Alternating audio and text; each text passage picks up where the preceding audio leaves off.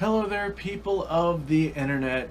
This is a video idea that I have, and I had talked to other YouTubers about doing a collaboration about it, but no one's really moved on it, and I don't really foresee anyone moving on it. So I'm just going to go ahead and make this video myself, and maybe we'll do another collab later, and I'll pick a different 5 guns.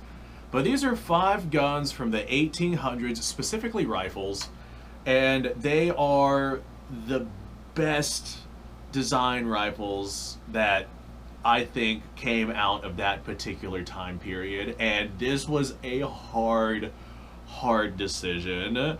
Now I'm going to go ahead and say right now, there's no Mosins, Mausers, or Enfields like Lee Enfields on this list just because automatically those would take up like 3 of the 5 slots. So I went ahead and I cut those off just because those would automatically win out against basically everything else that was designed in the 1800s. So ignoring the big 3 that became like military surplus icons that absolutely ruled the world for decades, we're gonna look into some other stuff. So number 1, this is in no particular order, this is just me pulling them off the wall in this particular order. Number 1, I'd probably have to give it to the Henry, the 1860 Henry. I understand that Winchester's later versions of this rifle were better with a Kingsgate and with a handguard, but those rifles would not exist if this thing did not exist. By just that parameter, I would say that this right here is probably the greatest innovation to come out during that time period. This rifle showed, during a time period where everybody was rocking muzzleloaders, it showed just how good repeating firepower was on a battlefield, and it really emphasized the necessity to be able to put as much lead downrange as possible, as fast as possible. It also showed that you didn't need a whole lot of power going downrange for the distances that most of your combat was taking place at, even during those time periods. The 44 Henry rimfire cartridge, I forget how heavy it was. I think it was a 200 grain bullet moving about 1200 feet per second, somewhere around that ballpark. I can't quite remember the ballistics of that, but I know it's about comparable to the power of a 45 ACP, and that can touch out to probably about 200 yards from a rifle profile. So at those distances, you're well within the realms of touching out to most of the things that you can touch out to. If I had to pick a lever action specifically from the time period we're talking about, but all of the added stuff onto it, I would probably say the greatest lever action ever made was the 1873 Winchester in 4440. Had more power than 44 Henry rimfire, had the Kingsgate, had the handguard, had a steel receiver. I think it was steel. I don't think that it was iron. I think it was a steel receiver. And black powder, it did corrode that receiver a little bit more than it would have gunmetal or brass. But the center fire cartridges that you got were reloadable, and they were powerful enough to touch out to most distances that most people would ever need to touch out to, and you had the repeating firepower aspect. It was just a really good rifle for the time period, and I really want one, but I don't have one because they're expensive. But yes, this right here is absolutely 110% on the list. I would say that the 1860 Henry model beats out the 1873 just because the 1873 is literally just an 1860 with updates. It's kind of like saying an M16A4 is still an M16. I get it, they're kind of different guns, but they're not really different guns. So this right here is absolutely on that list. Alright, up next. Goodness, there's so many different options I want to pick from, but I think that I'm going to go with this one.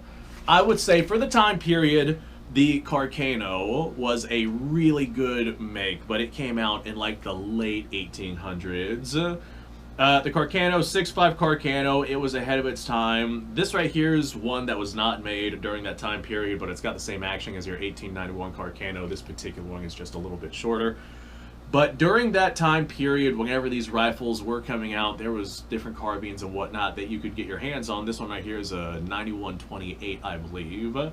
So this one would not be indicative of what you would find back then. But the 6.5 Carcano, Carcano, however it is you feel like pronouncing that, It was a really good cartridge for the time period, like outstanding. It was smokeless powder. It sent a 160 grain bullet at approximately 2,200 feet per second, depending on barrel length. Assuming you got a carbine that didn't have a cut down barrel for the gain twist rifling issues, like it was a really good, viable option. It held 6 rounds inside of the magazine. It came with an in-block clip. It was very easy to use, light recoiling. It really was a good little option. In my opinion, this right here is one of my favorite bolt-action rifles, like even to this day, considering all of the modern stuff that we have. I love this thing. I love this little carbine. But the Carcano definitely has earned its place on this list, because if we're considering no Mosins, Mausers, or Enfields, you'd have to throw Carcano right there, smack dab in the middle of what it is that we're discussing. All right, up next, I think that this one right here is kind of an underrated firearm. The 1889 Schmidt-Rubin straight pull. This particular one, they say it fires a semi-smokeless cartridge. It does not. Go check out Bloke on the Ranges videos. He proves that it does not. It is just a low-powered, fully smokeless cartridge. There's no black powder involved with this firearm. However, that being said, if you want to fire yours with black powder, go ahead, do whatever it is that you're going to do. Straight pull rifles were, and still kind of are, underrated. They were kind of substituted for turn-bolt rifles simply because of the ease of manufacturing a turn-bolt rifle in comparison to having to machine a camming system into a straight pull system. But these rifles are awesome. I specifically went with this one right here just because during the time period this was more evident of what you were going to see for the Swiss straight pull rifles than something else. Like the updated rifles, like what you would see later on. We got a 12-round magazine, which is a staggeringly large magazine for the time period. We got a rimless cartridge, which is advanced technology for the time period. I don't know what kind of wood this is made of, but it's surprisingly lightweight for how big it is. I haven't actually weighed it, but it's extraordinarily well balanced. With the time period and the things that you're going to be firing from this rifle, like the different powders that were available, you're probably not going to overpressure this thing if you do decide to go and hand load your own ammunition. Nowadays, it is a little bit more of a concern, but that's by today's problems and today's standards. For the time period where this came out, this was like futuristic technology. It really was, it's just an awesome system. This is an awesome system and an awesome rifle. Obviously, there are later updates to this rifle, but the early versions of this are really nice. They're smooth. They're not compact by any stretch of the imagination. They wouldn't really reach any levels of compact nature until the K31. Basically, your 9611s and your K11s and all those, they still have basically the same length of receiver, and your K31 did a really good job of compacting all of that. But for the time period, this is such an awesome, innovative rifle that achieved so much. It achieved so much. Really was cutting-edge technology for the time period. Okay, up next, this was kind of a controversial one. I wanted to include some kind of single-shot, bolt-action, full-power rifle cartridge from back during this time period. And it didn't necessarily have to be a bolt-action, but any kind of breech-loading single-shot. I was looking at the Trapdoor Springfield, which was a really good rifle for the time period, but nothing really came of it. Then I was looking at like your Graw rifles, your Chassepos, your Dry Seas bow mounts, early Vetterli rifles, all of those, and nothing really came from those. They're all black powder designs, and they're not overly strong. I ended up deciding that this right here, just barely, but this right here beat out the rest of those rifles. This is a Martini-Henry. I can't quite remember the chambering this one's in. I think that this one right here is a 5.77, but I know that they made these in 4570. It might be a 5.77 450 or 450 5.77. I can't quite remember the designation of that particular cartridge, but I haven't actually checked it yet. It's either that or a 4570, one of those two. But long story short, this is a falling block single shot action, and we still see that to this day. Like for example with the, I think it's the Ruger #1 series, where it's just a single shot falling block action, and it's a ridiculously strong action. Like, this right here is a Nepalese Martini-Henry, so it in particular is not very strong just because of how the barrel attaches to the receiver. But the Martini-Henry action, when properly done, is stupidly strong, to the point to where single shots that use a falling block action still essentially use the same style of system, which is incredible. So just because of that, I would probably stack this on top of pretty much all the other single shot full power rifles for the time period, because nothing else really stacks up to the strength of something like this. Really cool system. There's a little lever right here on the bottom of the receiver, right where the stock is. You pull that down, it opens up your breech block. Old shell comes flying out. You stick yourself a new shell in, close it, and then you can take aim at fire at whatever peasants it is that your commander told you to go harass. So, really good system, really cool system, really strong system. This one was a hard decision because I wanted to pick the Trapdoor Springfield. I'm an American. I love that rifle. I've shot so much ammo through my Trapdoor rifles, but I would say that this rifle right here beats those out. Not necessarily in terms of like ammo availability or anything like that, but I would say that it beats it out simply from the design perspective, taking into consideration the time period when this right here came out. It was revolutionary technology, very strong technology. All right, and I think that this right here is going to be a #1. I know I said that they weren't in any real order, but I think this one has earned itself to be #1. The 1886 Lebel, the first successful smokeless powder rifle to be standard issue in any military force. It was used by the French. Obviously, this one's got a broken handguard. I understand that. You don't have to yell at me in the comments over it.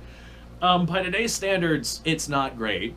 It has the caulking bolt is out of this one, so I can't actually open up. I currently have that on my Berthier rifle. But this right here has a tube-fed magazine inside of it that you have to load one at a time, so you can't exactly use a stripper clip to say load inside of a Mauser magazine or anything like that. You're forced to loading this one at a time. It's got an elevator in there. It's complex. It's difficult to use. It's difficult to manufacture. It's heavy. It's not a great rifle, but considering that it fired smokeless powder ammunition, it was revolutionary by a huge margin. This rifle right here specifically influenced a massive shift in military small arms technology that absolutely changed the landscape of how small arms were made and used, like, ever since this right here was made. Like, to this day, this right here still has influence, since we are still using smokeless powder, granted different forms of smokeless powder, inside of our modern rifles. This is like the first modern rifle to be mass issued as a standard infantry firearm in smokeless powder. 1886 is whenever this one right here came out, and I think that you guys can understand just how important of a system this right here is. Just how important of a revolutionary technology this right here is. It's one of those things that if I had to pick a #1, that would be the #1. Thanks for watching, folks. I appreciate your time. Like, subscribe, share. Description below is a link to all sorts of stuff. Go check it out. You guys go off. Have yourself a fantastic day. I will see you on the next episode.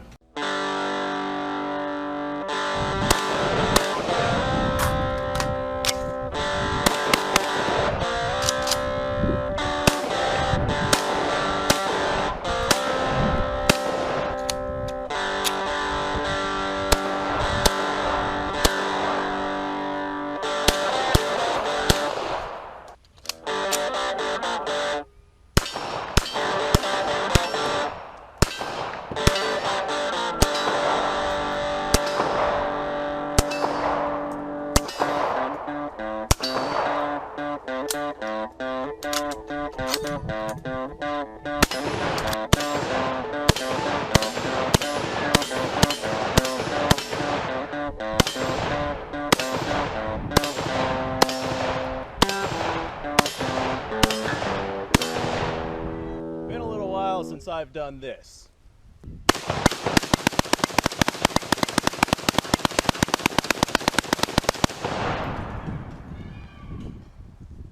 Bonnie and Clyde be damned.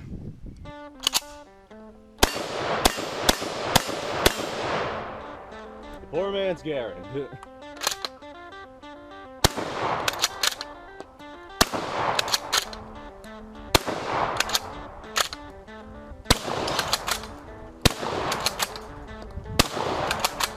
It's a shame that bolt-action shotguns aren't more mainstream.